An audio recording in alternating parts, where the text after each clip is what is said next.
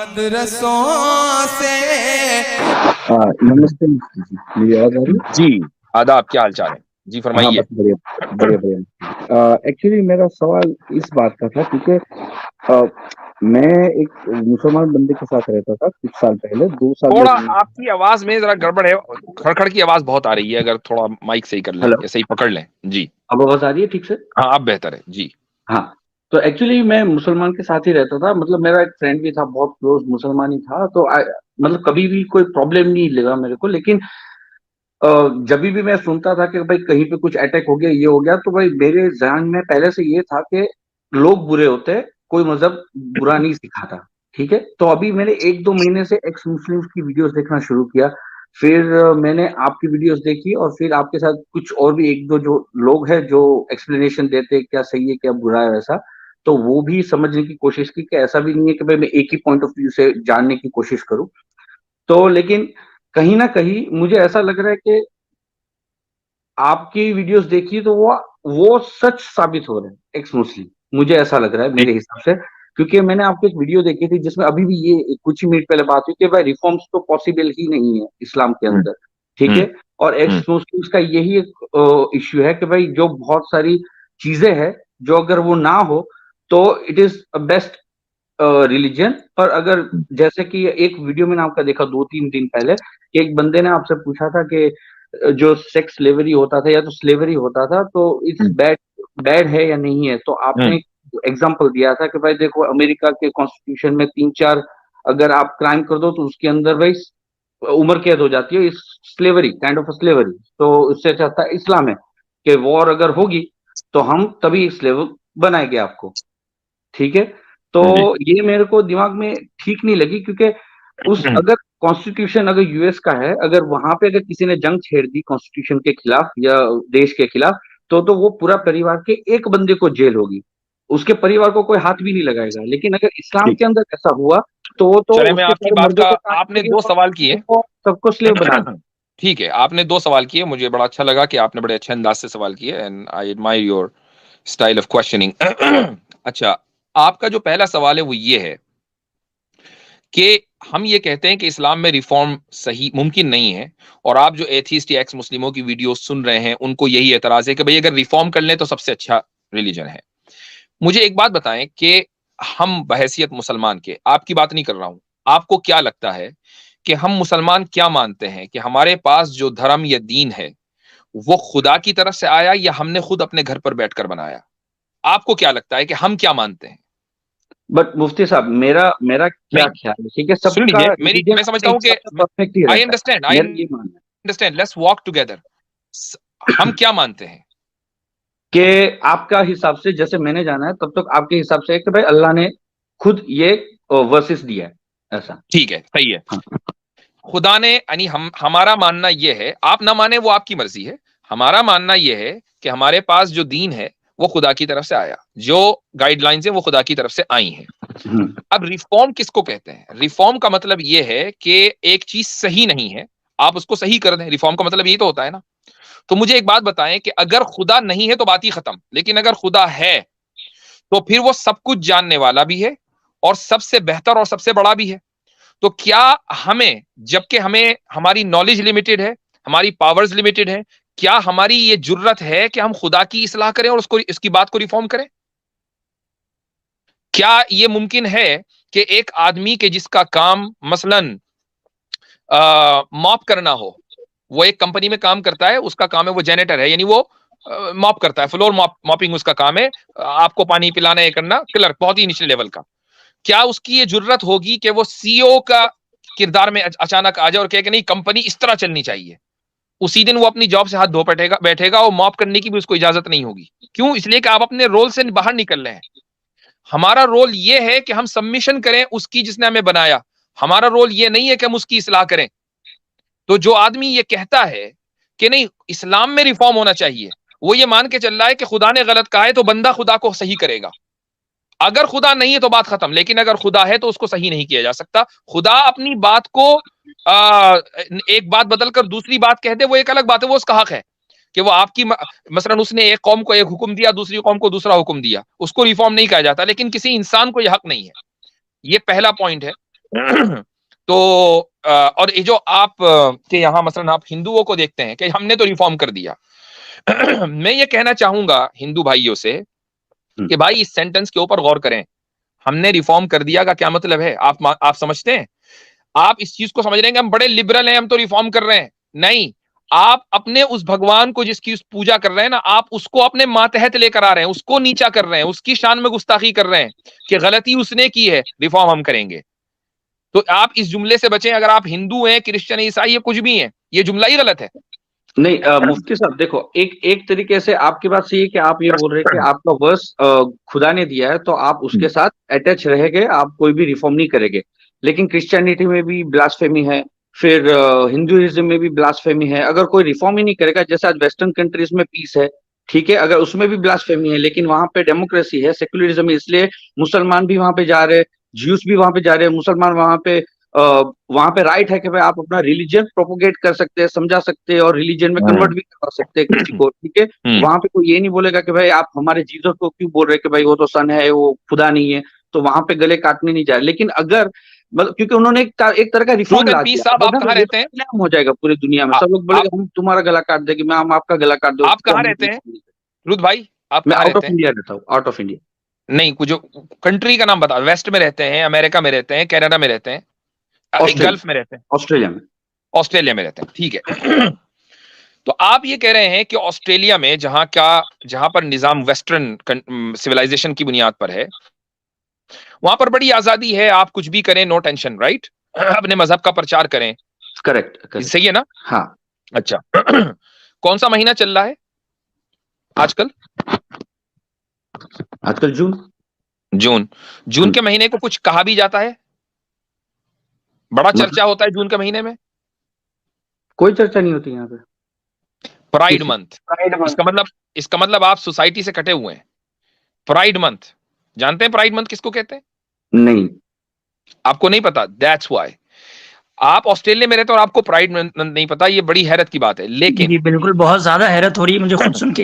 हाँ, मतलब आप न्यूजीलैंड चले जाएं, ऑस्ट्रेलिया चले जाएं, अमेरिका आ जाएं, कनाडा चले जाएं, यूरोप की कंट्रीज में चले जाएं, अक्सर व बेशतर प्राइड मंथ इस धड़ल्ले से मनाया जाता है कि आप उसकी मुखालफत करेंगे तो आपको बोला जाएगा कि आप होमोफोबिक हैं। ठीक है, मैं उसकी एक मिसाल देता हूं। अभी 9 जून को, आज 12 जून है, 3 दिन पहले। समझ में आ गया, एलजीबीटीक्यू की बात कर। हाँ, एलजीबीटीक्यू समझ आ गया, ठीक है। अब मैं मिसाल देता हूं आपको। देखिए डेमोक्रेसी में क्या होता है। 9 जून को कैलिफोर्निया में एक बिल पेश हुआ, कैलिफोर्निया स्टेट में। वो ये कि अगर आपका टॉडलर यानी 3-4 साल का बच्चा, 2 साल का बच्चा, अगर वो अपने आप को बायोलॉजिकल सेक्स से हटकर कुछ और आइडेंटिफाई करे, लड़का ये कहे कि मैं लड़की हूं, लड़की कहे कि मैं लड़का हूं, तो वालिदैन अगर उसका ट्रांसजेंडरिज्म अफर्म नहीं करेंगे, यानी उसको नहीं तस्लीम करेंगे, तो कैलिफोर्निया लॉ के मुताबिक वालिदैन के ऊपर, पेरेंट्स के ऊपर चाइल्ड अब्यूज का केस चलेगा। Now tell me about this. आप हिंदू हैं, आई डोंट नो, क्या आप क्या मजहब पे बिलीव करते हैं मुझे नहीं पता। सुन लीजिए मेरी बात सुन लीजिए, मैं जरा अपनी बात मुकम्मल कर लूं। आपकी आइडियोलॉजी क्या है आई डोंट नो, लेकिन एक मुसलमान होने के नाते तमाम मुसलमानों की तरफ से मैं ये मानता हूं, और हमारी आइडियोलॉजी नहीं, हमारा ईमान है कि हम ट्रांसजेंडरिज्म या एलजीबीटी को तस्लीम नहीं करते हैं। एक बच्चा अगर 2 साल, 3 साल, 4 साल का नहीं, 10 साल का भी हो जाए, ये कहे कि नहीं मेरा बायोलॉजिकल सेक्स अलग है और मेरी टेंडेंसी जो है सेक्सुअलिटी वो अलग है, लिहाजा I identify myself as something else, ये इस्लाम में हराम है। अब मुझे बताइए कि अगर एक मुसलमान कैलिफोर्निया में, जहां डेमोक्रेसी है, रह रहा हो, तो क्या स्टेट उसको प्रोसिक्यूट नहीं करेगा? सबसे पहले तो उसके बच्चे छीनेगा, उसके बाद उसका पेरेंट होने का राइट उससे खत्म करेगा, उसके बाद यह भी हो सकता है कि उसके ऊपर क्रिमिनल चार्जेस लग जाएं। तो ये कहना कि डेमोक्रेसी के अंदर सब कुछ चंगा है, सब आजाद हैं, ये आपने कहां से सीख लिया भाई? नहीं मुफ्ती साहब, अभी ये बात है ना जो आप बोल रहे हैं, वो ठीक इसीलिए नहीं है क्योंकि देखो, अगर मैं ऑस्ट्रेलिया आया हूँ, ठीक है, और मैं ऑस्ट्रेलिया इसलिए रह रहा हूँ क्योंकि मुझे यहाँ का लॉ पसंद है, क्योंकि no one is forcing me to do something और से समथिंग, क्योंकि यहाँ पे मुस्लिम भी रहते हैं, हिंदू भी रहते हैं, और आज तक मैंने कोई भी ऐसा नहीं देखा कि मतलब कोई सप्रेस्ड है यहाँ के लॉ की वजह से। फोर्स कहीं नहीं होता भाई। आप अगर किसी मुफ्ती साहब, मैं थोड़ा बात ट्रूथ एंड पीस साहब, देखिए हर यानी कि आइडियोलॉजी की अपनी वैल्यूज होती है, ठीक है।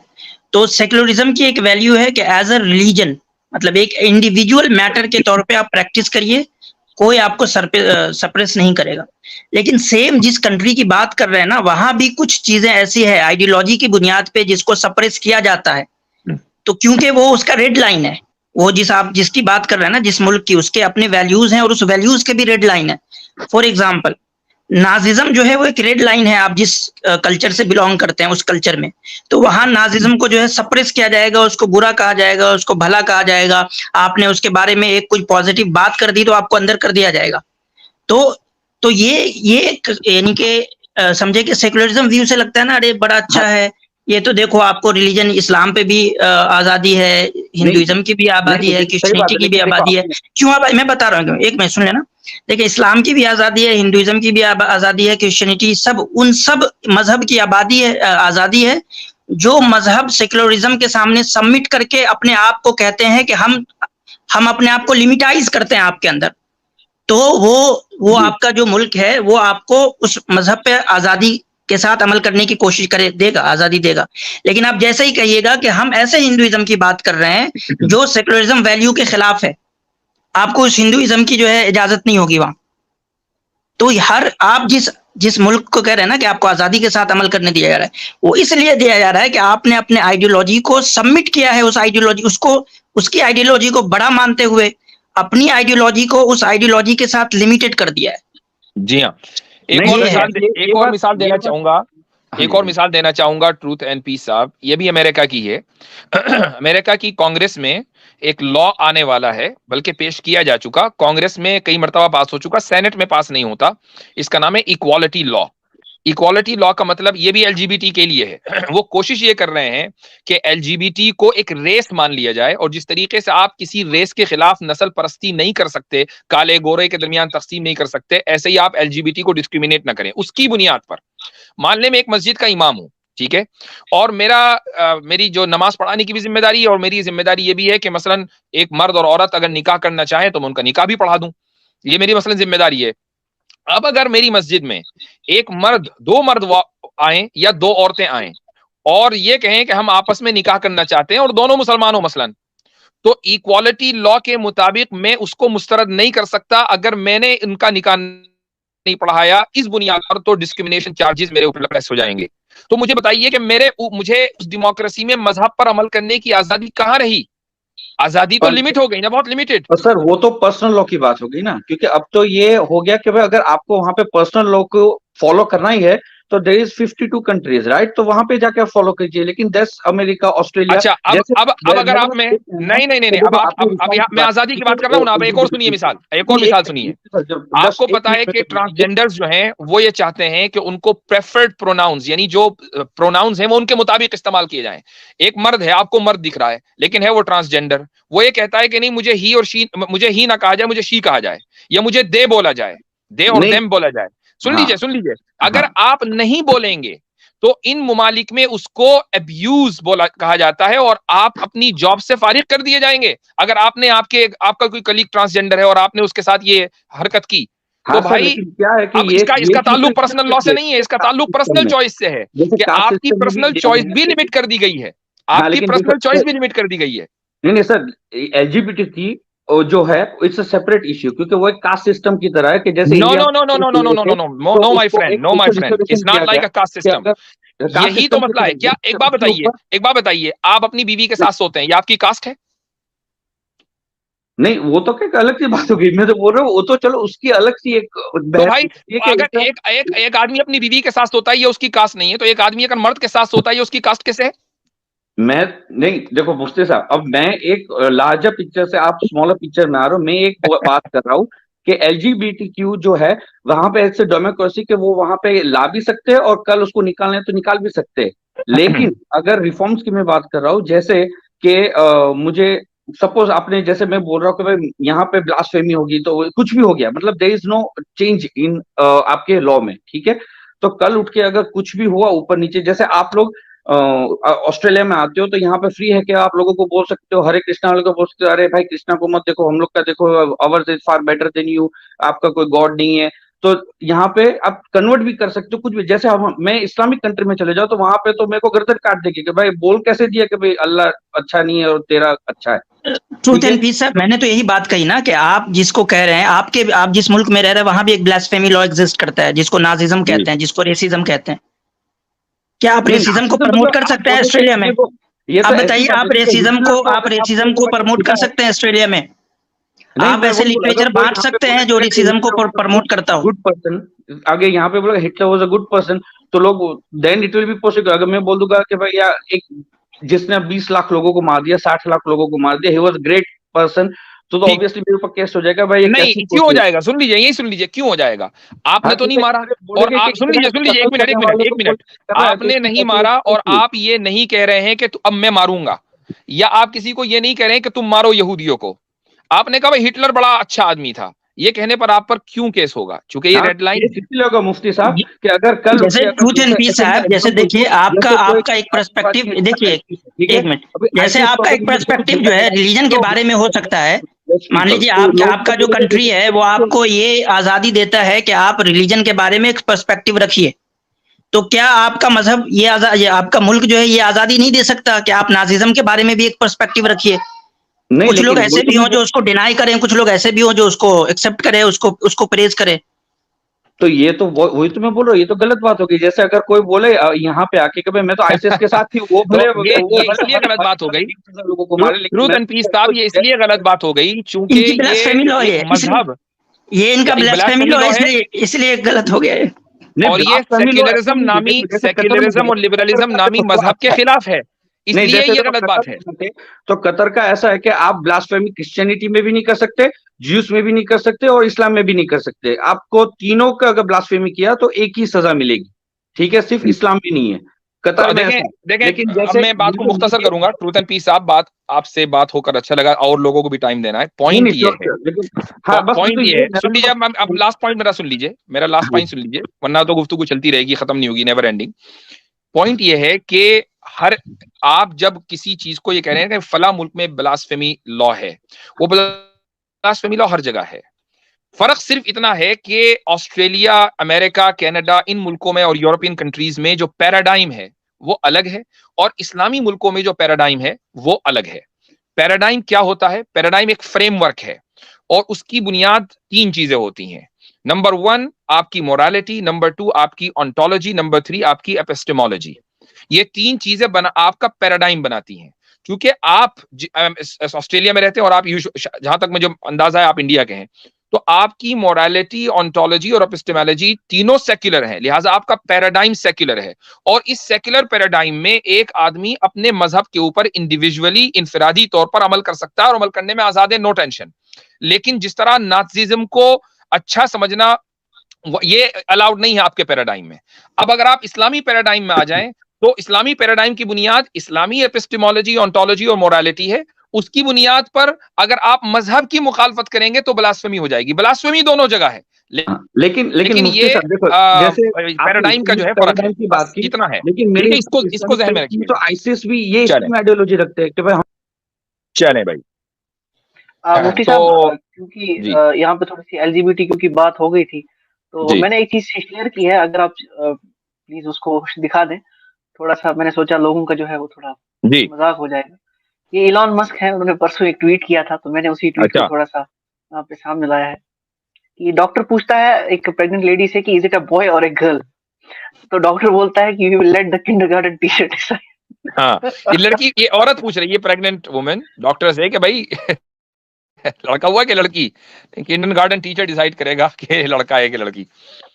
एक लोगों की मालूमात के लिए एक चीज और बता दूं, एक इलॉन मस्क ने ही एक वीडियो लिंक शेयर किया है मैट वॉल्श का, और उसको हंड्रेड्स ऑफ मिलियंस लोगों ने देख लिया ऑलरेडी। उसका वीडियो का टाइटल है व्हाट इज अ वुमन। तो इस मसले को, ट्रांसजेंडर मसले को समझने के लिए, एलजीबीटी मसले को समझने को, वो जबरदस्त वीडियो है, उसको जरूर देखें लोग, डॉक्यूमेंट्री। है ना, जी, स्पेल बी वाला हाँ, शायद, जिसमें वो स्पेल बी कंपटीशन चल रहा होता है। नहीं हो, अभी मैंने खैर मुकम्मल नहीं कर पाया हूं मैं, लेकिन 40 मिनट देखा, लेकिन है जबरदस्त। एनीवेज, चले आगे लेते हैं। आसिफ मोहम्मद साहब। अस्सलाम वालेकुम मुफ्ती साहब।